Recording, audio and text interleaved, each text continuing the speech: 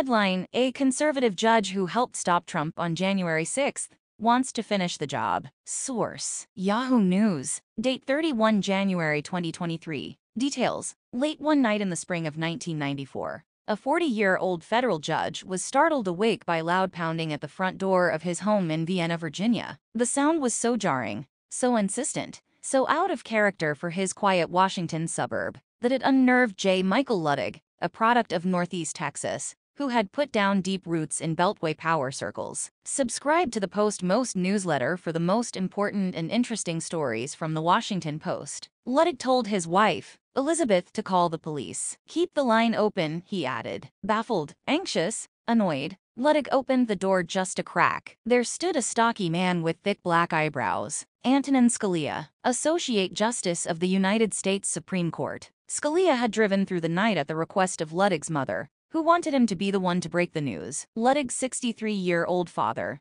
John, had been killed in a carjacking outside Tyler, Texas, home barely an hour earlier. And so the judicial legend showed up to sit with his former clerk, as he placed one grim phone call after another. Luttig recalled in a recent interview, sharing the story publicly for the first time. It had to be Scalia on this most awful night of their lives. Bobby Luttig, who was seriously injured in the attack, knew how her son looked up to him. For a generation of conservative law students, Scalia was a paragon of a judicial philosophy centered on reverence for the original text of the Constitution. Luttig had clerked for him at the Federal District Court in Washington, and later held one of the posts Scalia had occupied on his own path to the bench. In the Office of Legal Counsel, an obscure but influential cadre of brainy attorneys who provide legal guidance to the president. Theirs had evolved into something more than a mentor-mentee relationship, more than a friendship. They were integral parts of a movement, the keepers of the conservative banner in Washington's clubby legal circles, where bright, young aspirants could be tapped by their elders and set on a path toward the most important legal jobs in the nation. Reared in the Ford and Reagan administrations, ascendant in George H.W. Bush's, Luttig became the protege and eulogist of one Chief Justice, Warren Burger,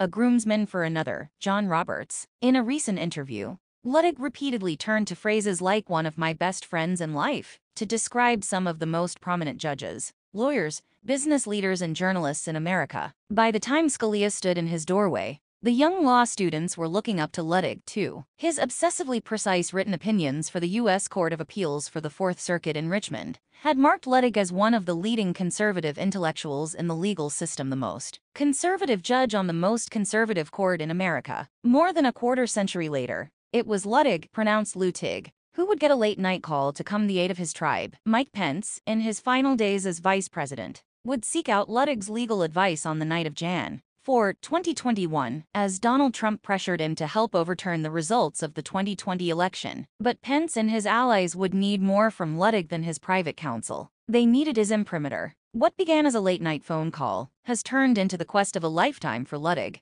the pinnacle of a long and storied career, highlighted last summer by his appearance before the congressional panel investigating the Jan. 6 uprising at the U.S. Capitol, and by the committee's final report released in late December, which mentions his name more than 25 times. Donald Trump and his supporters and allies are a clear and present danger to American democracy, Luttig told the committee on live television. But Luttig wasn't just condemning Trump and Trumpism. He was trying to bring a nation to its senses. We Americans no longer agree on what is right or wrong, what is to be valued and what is not, what is acceptable behavior and not, and what isn't is not tolerable discourse in civilized society, he said. America is adrift, months removed from that star turn. Luttig's worries have begun to ebb ever so slightly. He now envisions a nation one day disentangled from Trump's influence, even as the former president launches a new campaign. It's a future Luttig is trying to shape in court cases, in legislative chambers where he's helped craft election law changes,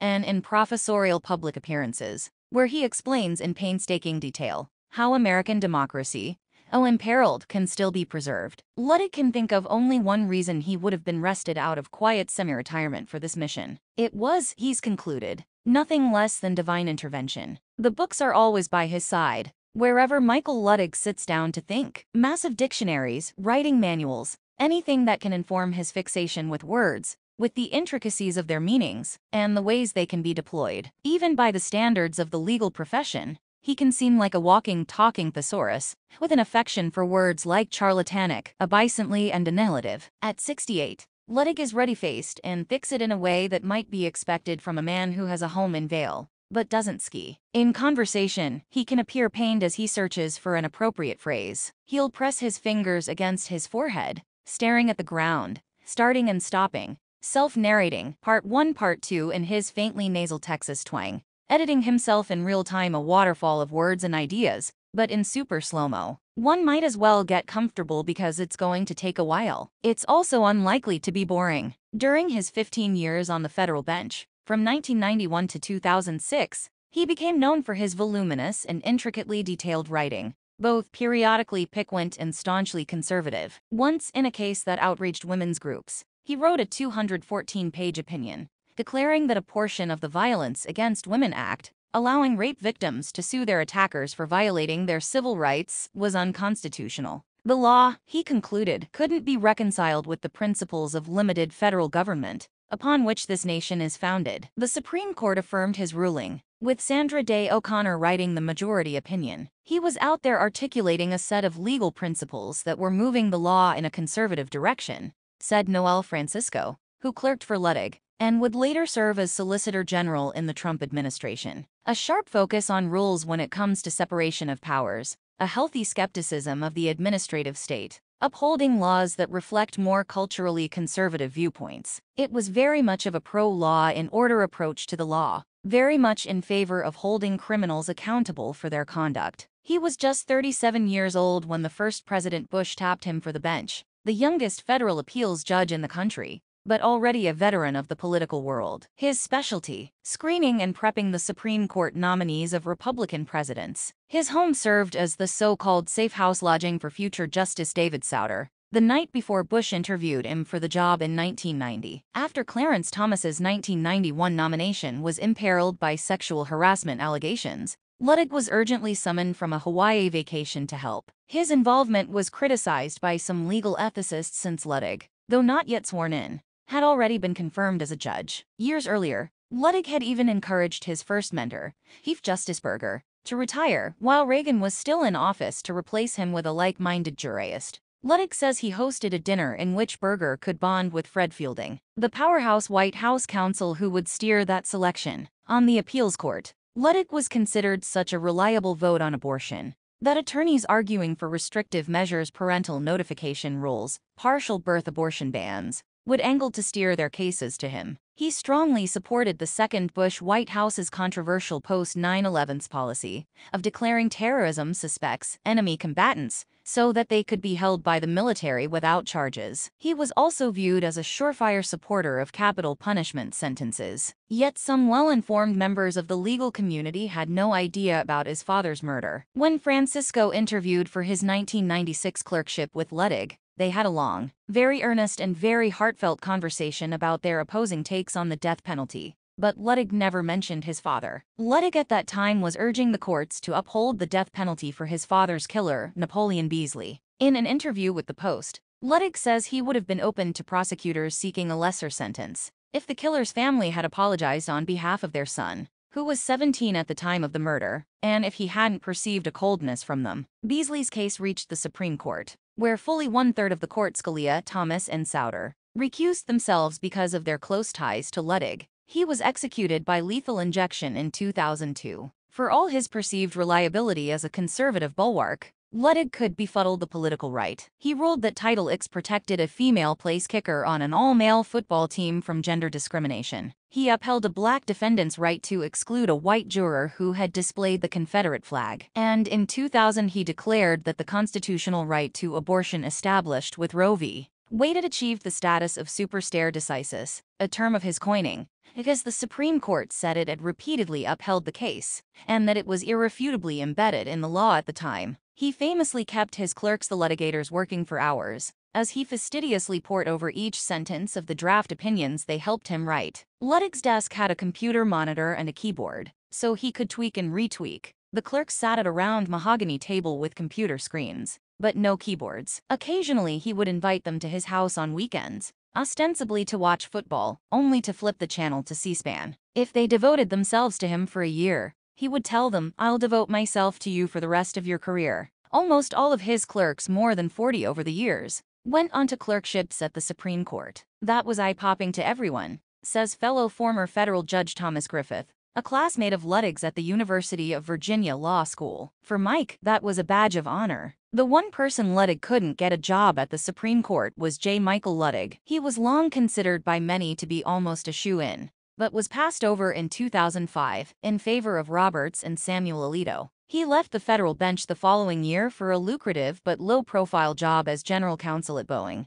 noting the looming cost of his children's college tuition. And so it was that one of the most celebrated legal minds of his generation failed to ascend to the highest court in the land, freeing him to play another, perhaps more consequential role. Just ask Neil Katyal, a former deputy solicitor general in the Obama administration, who found himself crossing the aisle to work with Luttig in an ongoing legal battle against a theory from the Trumpian fringe of the GOP would essentially let state legislatures decide national elections. There's a good argument, says Katyal, who teared up twice during an interview, that Judge Luttig, by not being on the Supreme Court, did more for our democracy than most any sitting Supreme Court justice or past one. On the night of January 4, 2021, Luttig was eating dinner with his wife at their home in Vail when the phone rang. It was Richard Cullen, a longtime friend and former U.S. attorney in Virginia, who was then serving as an outside attorney for Pence. Cullen was desperate for intel, an attorney he'd never heard of but who had represented Trump in lawsuits challenging the presidential election results was going around, saying Pence had the authority to block certification of the 2020 election results. Cullen learned that it was a man named John Eastman, and that in a previous life he had clerked for Luttig. Luttig, puzzled, told Cullen, "That Eastman is brilliant. You don't know why I'm calling, do you?" Cullen said. Once Cullen explained what Eastman was up to, Luttig told Cullen to advise Pence. He simply could not block the certification. When Luttig hung up, his wife turned to him. "Oh my God, you have to stop this." Luttig was at a loss. He said he didn't think there was anything he could do beyond offering his legal opinion. Retired from Boeing, he'd been out of the public eye for years, avoiding partisan politics. But Cullen called again in the morning, and again pushed Luttig to say something publicly. Before Pence sat down for a planned lunch with Trump, they finally agreed that Luttig would post something on Twitter. The problem? This man of many, many words couldn't imagine confining his remarks to 280 characters, and he had no idea how to string multiple tweets into a Twitter thread. His very first tweet, barely 2 months earlier, had taken him 5 hours to compose. He ended up posting a photo of the lengthy statement he'd printed out. But feeling the gravity of this moment, as he put it, Luttig called his son, who sent him a tutorial on how to construct a thread. His 7-tweet thread, posted early on January 5th, offered Pence both legal and political cover. Luttig explained, as if speaking to first-year civics students, that no, the vice president couldn't just change the vote total. And no, refusing to do so didn't mean he was disloyal to the president. Luttig's close friend, William P. Barr, had been a Trump-enabling attorney general until quitting a month earlier, fed up by the president's false election claims. Litigators had been sprinkled throughout the administration, including Human Services Secretary Alex Azar, Courtney Elwood, the general counsel of the CIA, and Kate Comerford Todd, who was deputy White House counsel. Another led the Trump acolyte wing of the Republican Party, Texas Senator Ted Cruz. Luttig's comments resonated with a certain segment of Republicans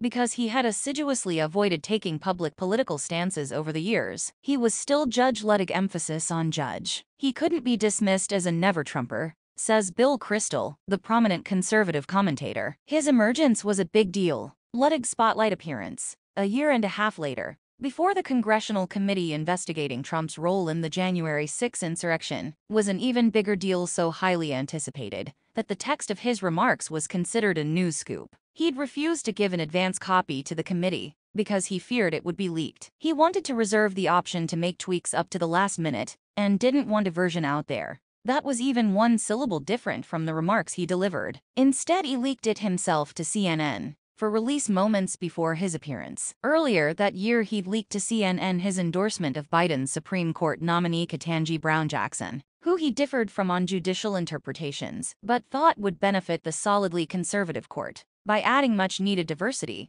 because she is an African-American woman. In his testimony, Luttig spoke so slowly that social media lit up with speculation that he was recovering from a stroke, a baseless theory amplified by the crimson complexion of his face that day. He was simply sunburned. It turned out, and intentionally spoke so deliberately, as he wanted Americans to absorb every single word, that he spent nearly 18 months writing and rewriting at his homes in Chicago, Vail, and coastal South Carolina. I've never seen him as simultaneously focused and at peace, Cullen says. It's almost a religious experience for him. When Luttig was a young, lowly staffer in the Ford White House, he worked on a book meant to bolster the president's ill-fated 1976 campaign. Part of that effort involved explaining Ford's rationale for pardoning predecessor Richard M. Nixon for his involvement in the Watergate scandal. Luttig has concluded Ford made the right decision, in the interest of not prolonging the national upheaval. He has been thinking a lot about those days. Now that the Justice Department is faced with deciding whether to indict Trump for his role in the January 6 insurrection,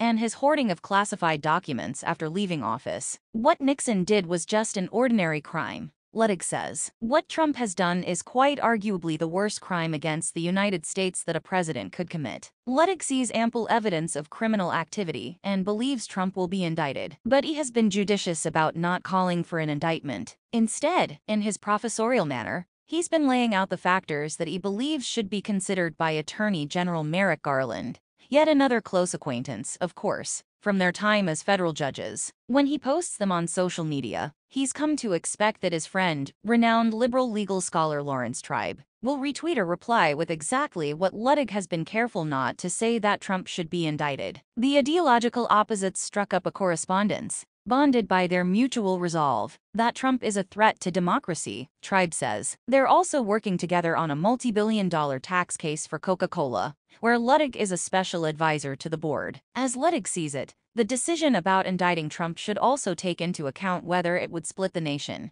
given the certainty that Trump would put up a years-long fight against any charges, and the worldwide spectacle that would ensue, even if an indictment never materializes. Luttig now believes the nation is ready to relegate Trump and Trumpism to irrelevancy. The former president's political future was dealt triple blows, Luttig says, by his recent assertion that parts of the Constitution should be terminated to return him to office, the criminal referrals by the January 6 committee, and the failure of his favored candidates in the 2022 midterm elections. He calls it the beginning of the end of Donald Trump. Still, he says, the mission of vanquishing Trump and thus, in Luttig's mind, saving American democracy, is not entirely complete. Donald Trump has proven that the only thing that can stop him is the law, he says. But if there's anything J. Michael Luttig places faith in, it's the law.